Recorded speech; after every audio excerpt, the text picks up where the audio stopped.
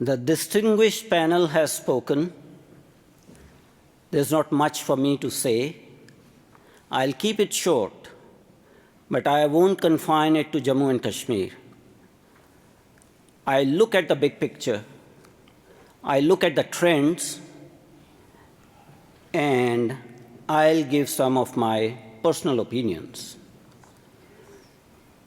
Raj Kohl said, Jammu and Kashmir is the crown jewel of Mother India. I will say, Jammu and Kashmir is also the security blanket of India. We would have access to entire territory of Jammu and Kashmir. India will have land access to Afghanistan and Central Asia, which we don't have at this point in time. It's very, very important for us to move forward in the Union territories of Ladakh and Union territory of Jammu and Kashmir, normalize the situation, economically integrate with the rest of the India so that the people of these two territories prosper and we achieve our security objectives. We will be able to enhance India's security in longer term, prevent cross-border terror attacks by removing all the restrictions on Government of India, which Article 370 and Article 35A had put us on. So time to move on for larger security interests of India. That actually gives you the new map of political India, and you see here that you are having not only with Afghanistan but also with Tajikistan, so that land route needs to be established in Central Asia. Moving to the next slide, again highlighting the same. Over here, you see clearly Afghanistan, Tajikistan. This area is the Gilgit and Baltistan.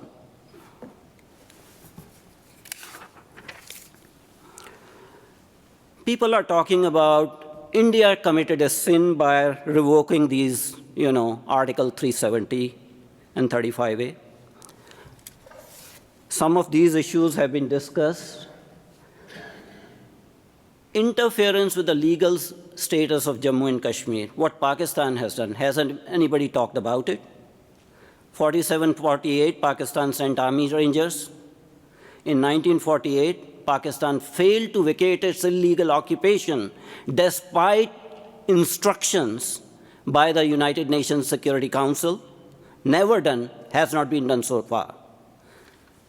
Illegally ceded J&K land to China between 1961 and 1963, illegally occupied Gilgit and Baltistan, which Singh has said, separated Gilgit and Baltistan from rest of their occupied Kashmir, and then merged them into a single administrative unit. If this was not an administrative or constitutional interference in the former princely state, what it was? That's the question I would like to ask. And the next question I would like to ask is China's interference in Jammu and Kashmir. Between 1950 and 1958, China illegally, surreptitiously, deceptively occupied Aksai Chin. China took illegal territory, illegally, from Pakistan in 61 to 63. At this point in time, there are 5,000 PLA troops in Pakistan-occupied Kashmir. What is the legal basis of that? Pakistan is doing illegal construction activities in the territories of former princely state of Jammu and Kashmir under the garb of BRI, Border Road Initiative, One Belt, One Road project, and $64 billion CPAC initiative. So let's look at this. China occupies this. This is the territory ceded by Pakistan to China. And this is the POK, and this is Gilgit and Baltistan. So these two nation states have been illegally interfering in sovereignty of an Indian state from 1947 onwards. Nobody raised a voice.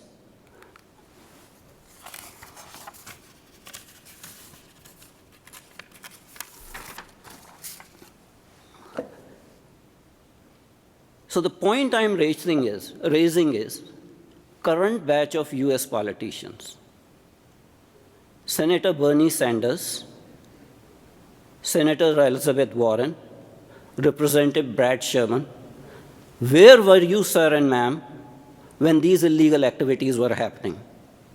Why you have to have unilateral comments on India's activity? Why would you not denounce Pakistan and China?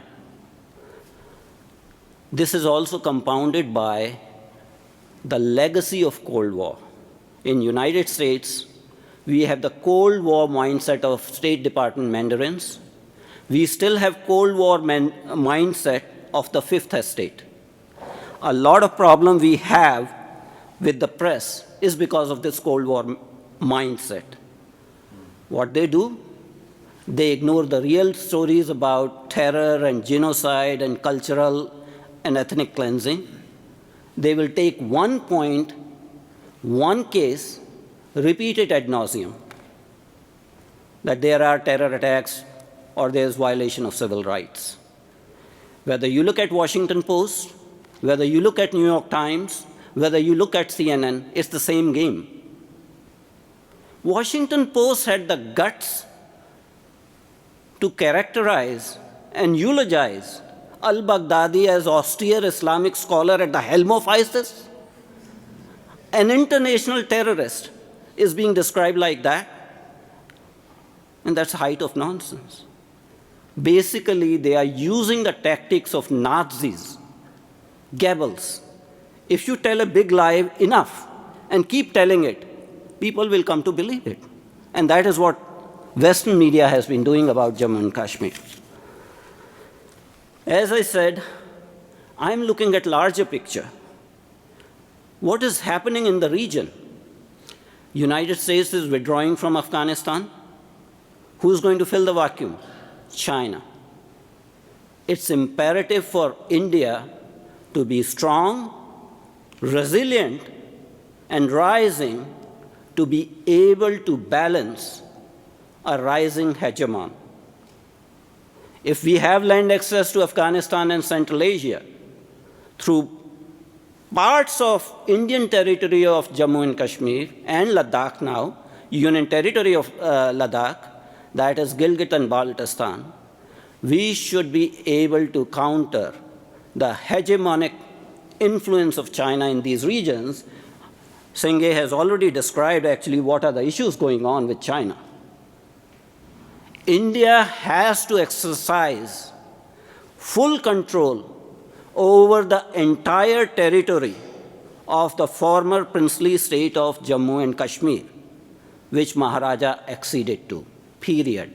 No questions asked. India is going to do it, and you are going to witness it.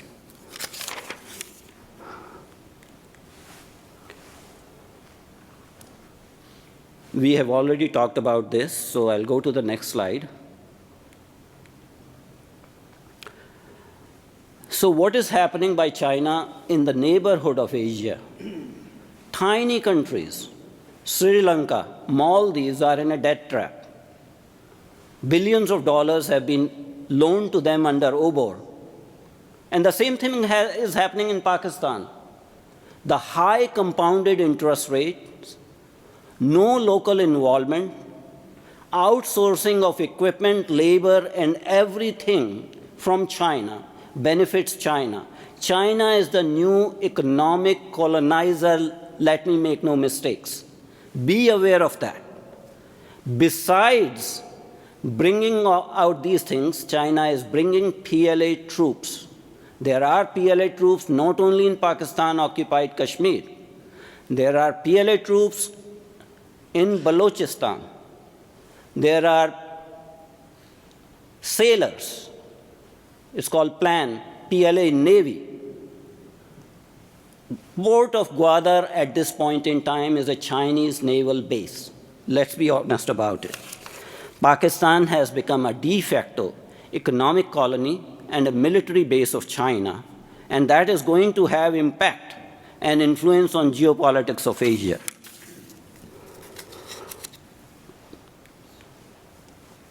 People have talked about, jihadi terrorism. Everyone knows, so I'm not going to sort of elaborate on that. But what is interesting that China is enabling Pakistan's cross-border terrorism and jihadi terrorism by protecting Pakistani jihadi assets, protecting them in UN Security Council, putting a hold on declaration as international terrorists on Pakistani terror assets, avoiding Pakistan being blacklisted by the FATF. Why? Because China does not want Pakistan to be defeated. Pakistan is China's monkey on India's back. That is what is happening.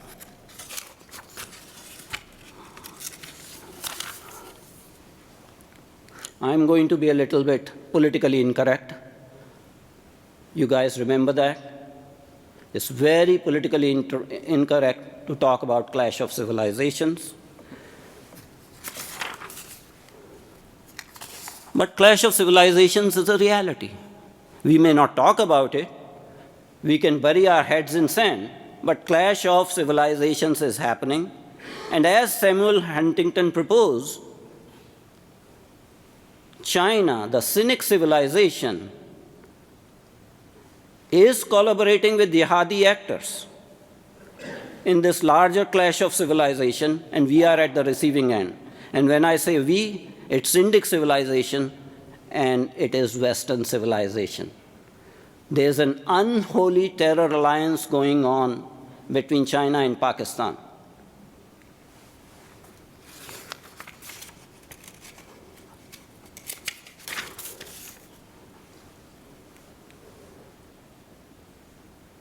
Well, Francis Fukuyama talked about end of history and the last man.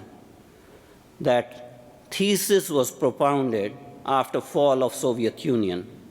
The expectation was that history has ended with fall of communism. Everybody is going to adhere to Western liberal democracy. Is that happening? No. History never ends. History is always being made. History is always being created. And history is being made. And there are new actors that are making the history.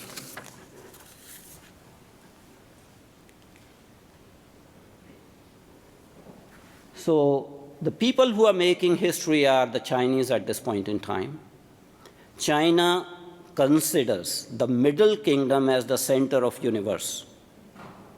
On the sides of Middle Kingdom are the tributary and vassal states, and outside their influence is all the barbarians. That's the Chinese mindset. It's not only with India China has problems. China had problems in South China Sea. They drew so-called 9-dash line, which I'm going to show you. They had problems with tiny Bhutan in Doklam Plateau. They are fighting with Philippines over the Scarborough Shoals.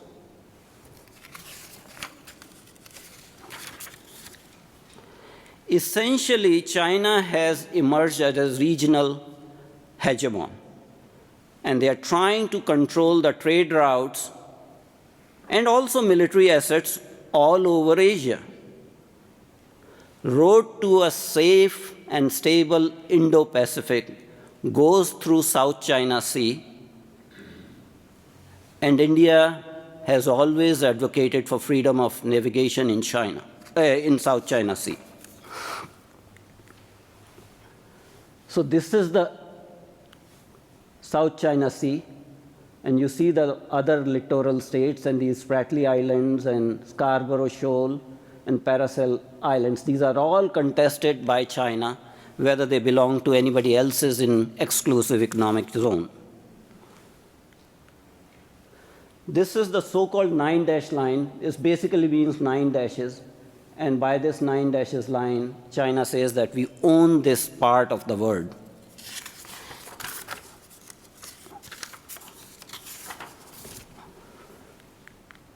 And this shows you the Scarborough Shoal, which China is having conflict with Philippines. I'll respect that. So we have this alliance of Pakistan and China that is trying to influence the geopolitics of Asia. And India has to be strong, smart. India is net security provider in Asia at this point in time. India protected Bhutan from Chinese aggression in Doklam. India has proposed billions of dollars of projects in Afghanistan, building the infrastructure, building civil society, building their parliament. And India has been resilient in fighting jihadi terrorism in that part of the world. I think time has come that the world, and especially West, the liberal democracies of the West, understand India's role as a pillar of strength in combating jihadi terrorism and economic colonization by a rising hegemon in Asia at this point in time. And in that process, I would submit that India and United States stand together. US is having a trade war with China as we speak. India is also having an undeclared trade war with China as we speak. Both of us are at receiving end. Both of us have billions of dollars of trade deficits. The modern warfare is economic warfare. It's not the traditional wars with weapons. And time has come that these two natural allies stand together, leave aside your nitpicking on minor internal issues of India, and move forward towards a larger, broader canvas, broader world picture where these two nations can stand together and make a difference. Thank you.